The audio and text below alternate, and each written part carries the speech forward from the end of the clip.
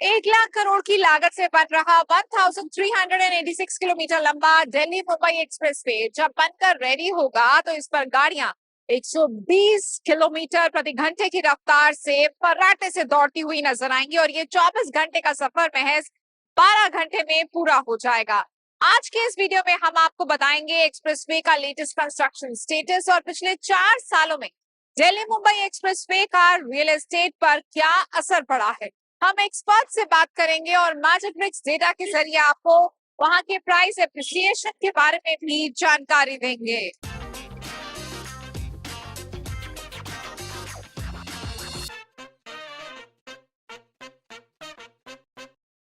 Hello, welcome to MBTV. आपके साथ मैं हूं रीना गौरव। अब शो को आगे बढ़ाएं उससे पहले आप एमबीटीवी को सब्सक्राइब करें और न्यू वीडियोस के नोटिफिकेशन के लिए बेल आइकन प्रेस करना ना भूलें। दिल्ली मुंबई एक्सप्रेसवे 8 लेन का एक्सप्रेसवे होगा जो आगे चलकर 12 लेन्स तक एक्सपैंड किया जा सकता है। ये दिल्ली के डीएनडी से मुंबई के जेएनपीटी तक जाएगा और 5 स्टेट्स हरियाणा, राजस्थान, मध्य प्रदेश, गुजरात और महाराष्ट्र से गुजरकर मुंबई तक पहुंचेगा। हमने कुछ वक्त पहले दिल्ली मुंबई एक्सप्रेसवे के कुछ इंटरेस्टिंग इनसाइट्स भी शेयर किए थे। इसका लिंक हमने नीचे डिस्क्रिप्शन में दिया हुआ है। साथ ही हमने 2024 के 5 एक्सप्रेसवेज को लेकर इंफ्रा ब्लॉगर राजन के साथ एक डिटेल्ड वीडियो किया था, आप उसे भी जरूर देखें। हमने मैजिकब्रिक्स के डेटा से इस एक्सप्रेसवे में पड़ने वाली कुछ की सिटीज जैसे फरीदाबाद, अलवर, इंदौर और वडोदरा का पिछले 4 साल का एवरेज पर स्क्वायर फुट रेट निकाला। टेबल पर आप इन सिटीज में 4 साल में पर स्क्वायर फुट रेट में हुई तब्दीली देख सकते हैं। सबसे ज्यादा प्राइस एप्रिसिएशन इंदौर में रिकॉर्ड किया गया। साल 2021 से 2024 के बीच यहां के पर स्क्वायर फुट प्रॉपर्टी रेट्स में 28.71% का इजाफा हुआ। दूसरे नंबर पर रहा फरीदाबाद, जहां की प्रॉपर्टी में इन 4 सालों में 21.58% का एप्रिसिएशन देखा गया। इसी तरह अलवर की प्रॉपर्टी रेट्स में 17.74% की बढ़त रिकॉर्ड की गई। इस मामले में वडोदरा पीछे रहा। यहाँ की प्रॉपर्टी में 7.5% से भी कम का एप्रिसिएशन देखने को मिला। If you look at the key localities where this expressway has touched, and if you look at the capital appreciation in Faridabad, we are looking at a 15% YOY capital appreciation. At Alwar, we are looking at a 2.2%, and Vadodara, we are looking at close to 25% of capital appreciation, which is substantial in terms of the overall average rent capital growth of India.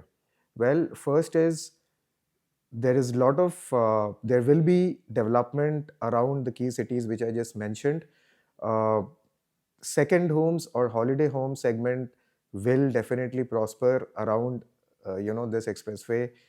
If you look at locations like Neemrana, Alwar, and few parts, extended parts of Faridabad, these are the areas which are definitely going to be positively impacted by this expressway. क्योंकि इस Delhi Mumbai expressway को बनाने का जो पूरा मकसद था वो यही था कि इसके आसपास एक इंडस्ट्रियल कॉरिडोर बनाया जा सके और इसी वजह से इसे दिल्ली मुंबई इंडस्ट्रियल कॉरिडोर भी कहा जाता है। और इस इंडस्ट्रियल कॉरिडोर के अंदर आपको मध्य प्रदेश में भी नए आपको टाउनशिप देखने को मिलेंगे। तो वहीं पर गुजरात में गुजरात सरकार द्वारा भी बनाया जा रहा है धोलेरा स्मार्ट सिटी, जो कि इस दिल्ली मुंबई इंडस्ट्रियल कॉरिडोर का सबसे महत्वपूर्ण हिस्सा है। और वहीं आपको बता दूं कि दिल्ली मुंबई एक्सप्रेसवे का फायदा सबसे ज्यादा अगर आपको एनसीआर के किसी सिटी में देखने को मिलेगा तो वो है फरीदाबाद, क्योंकि फरीदाबाद में अभी तक एक्सप्रेसवे की उतनी ज्यादा डायरेक्ट कनेक्टिविटी थी नहीं, लेकिन इस दिल्ली मुंबई एक्सप्रेसवे के दिल्ली से लेकर फरीदाबाद और बल्लभगढ़ वाले हिस्से के बन जाने के बाद फरीदाबाद में बहुत ज्यादा रियल एस्टेट में जंप देखने को मिला है। इस एक्सप्रेसवे के बनने से पहले की अगर बात करूं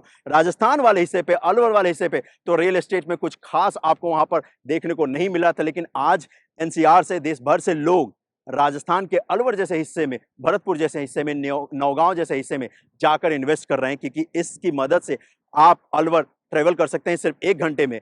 और इन्वेस्टमेंट इसी वजह से बहुत तेजी के साथ इस दिल्ली मुंबई एक्सप्रेसवे के पैरेलल में देखने को मिल रहा है। एक्सप्रेसवे के कंप्लीशन की नई डेडलाइन अक्टूबर 2025 है। पूरे एक्सप्रेसवे के पहले 2024 तक कंप्लीट होने की ही उम्मीद थी, लेकिन एक्सप्रेसवे के गुजरात के हिस्से में लैंड रिलेटेड चैलेंजेस की वजह से सिग्निफिकेंट डिलेज फेस करना पड़ रहा है। गुजरात के 2 स्ट्रेचेस जो टोटल 62 किलोमीटर के हैं में इसी साल काम शुरू हो पाया है। अब रिवाइज्ड टाइमलाइन के मुताबिक प्रोजेक्ट को 2025 के एंड तक कंप्लीट करने की कोशिश की जा रही है। फिलहाल एक्सप्रेसवे के टोटल 1386 किलोमीटर में से लगभग 630 किलोमीटर ट्रैफिक के लिए खोल दिया गया है, जिसमें सोहना दौसा सवाई माधोपुर और झालावाड़ एमपी गुजरात बॉर्डर शामिल है। अथॉरिटीज को भरोसा है कि सोहना से वडोदरा तक का 845 किलोमीटर स्ट्रेच मार्च 2025 तक फुली ऑपरेशनल हो जाएगा। बाकी सेक्शंस जो मुंबई के जेएनपीटी पोर्ट, उत्तर प्रदेश के जेवर एयरपोर्ट और दिल्ली के डीएनडी फ्लाईवे से लिंक करेंगे, इनके भी इसी टाइम फ्रेम के अंदर कंप्लीट होने की उम्मीद है।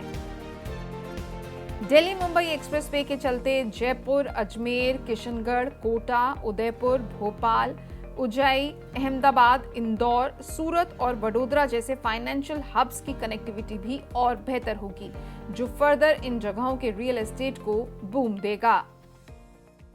आपको हमारा शो कैसा लगा नीचे कमेंट सेक्शन में लिखकर जरूर बताएं। अगर आप चाहते हैं कि हम रियल एस्टेट से जुड़े हुए किसी टॉपिक पर कोई स्टोरी करें तो भी आप हमें नीचे कमेंट में बता सकते हैं। चलिए इसी के साथ मुझे और मेरे कैमरा पर्सन मनीष को दीजिए इजाजत और रियल एस्टेट में अपडेटेड रहने के लिए सब्सक्राइब करें MBTV।